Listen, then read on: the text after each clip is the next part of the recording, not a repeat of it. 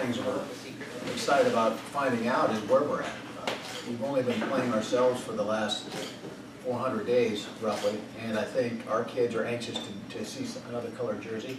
I think our coaching staff is anxious to find out, you know, where we need to improve and how our players stack up to others we're facing. The fact that you're going to have a packed stadium, all the distractions of having the first game in 57 years, you can't simulate those types of things. So I've been talking with our team about focus. I think the other thing that we're excited to find out again is, you know, we think we have some talented players at certain positions, but the thing we don't have is experience, and there's no substitute for experience. That's all there is to it, because we don't really know the offense and defensive scheme that Warner's going to put against us. So the first quarter is going to be trying to figure out, are they a 3-man front, 4-man front? What are they going to do in the secondary? From an offensive perspective, we're trying to figure out which personnel they're using, which formations are getting to motions, and so it's going to have to be a pretty basic game plan until we figure out what either side of the ball is doing to try to be able to make adjustments. And we've actually been talking all morning about, okay, how are we going to adjust at halftime? Okay, there's going to be a huge part of it. There's also a huge part of how we're going to call the game offensively based on how our defense is doing. You know, we can probably be more aggressive if our defense is holding up well. If our defense is struggling a little bit, we want to make sure we slow things down to keep them off the field and while they're adjusting to what they're going to see. So it's actually a lot of fun, because the unknown is going to be fun for us to figure out who we are and what we are. We think we know what we're good at right now, but again, we're good at that against our own people. Yeah. So again, you know, right now for the quarterback position, which I coach, our guys have never really been under fire every play. There have been certain segments where, hey, you're live, but a lot of times you're protected.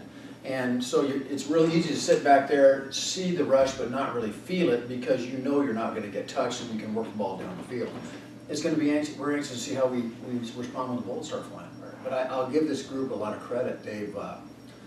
We as a coaching staff tried to structure last year in a manner that would not get stale, practicing 3 to 4 days a week, so that they wouldn't get tired of football, and they could also get off on a great foot academically, which, as you know, or most people know, freshmen tend to have their worst semester that first semester they're here. So we tried to do both, lay the foundation academically as well as athletically.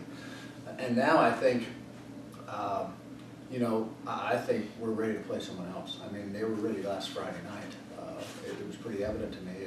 And my biggest concern, in addition to not knowing what to expect, it would be, you know, our guys are going to be so jacked up that we just got to calm them down and make sure they just, you know, hey, use your techniques, do what you're coached to do. There's going to be things we're not going to know what to do.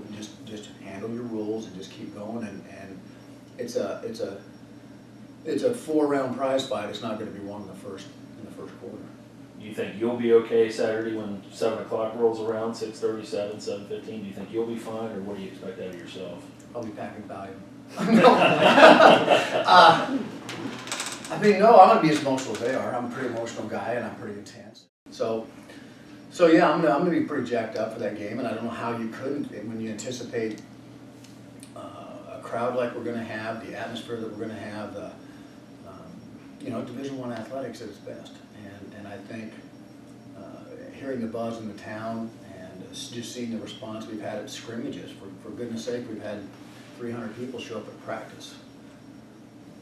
You know, football's a big deal here, and so, you know, I would be lying through my teeth if you thought that I'm going to be able to be stone-faced and unemotional.